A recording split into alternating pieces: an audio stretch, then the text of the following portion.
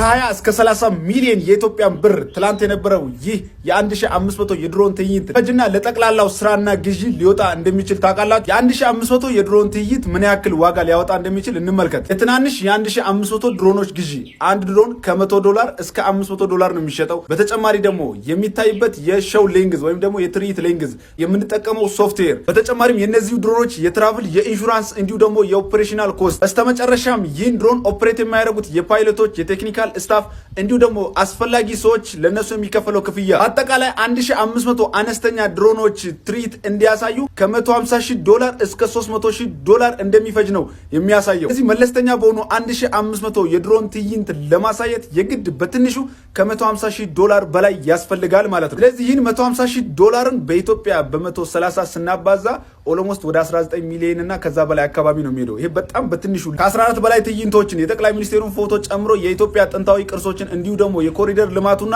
የኢንሳን ፎቶ ያስመለከተን ይህ የ1500 የድሮን ትዕይንት ኢትዮጵያ በድሮን ቴክኖሎጂ እንዲሁ ደግሞ በአርቲፊሻል ኢንቴሊጀንስ የት እንደደረሰች የሚያሳይ ሲሆን እነዚህን የድሮን ሾው ቴክኖሎጂ በማከራየት በሰዓት ከ20,000 እስከ $200,000 የሚያስገኝ ይሆናል። በተጨማሪም እነዚህ ድሮኖች ከሲቪል አገልግሎት ውጪ በወታደራዊ አገልግሎት እጅግ በጣም ከፍተኛ አስተዋጽኦ ይኖራቸዋል። ምናልባት እነዚህ ድሮኖች ከፍተኛ ወጪ ወጣባቸው ቢሆንም መጠነ ሰፊ ጥቅም ስላላቸው አስፈላጊ ናቸው ብዬ አምናለሁ።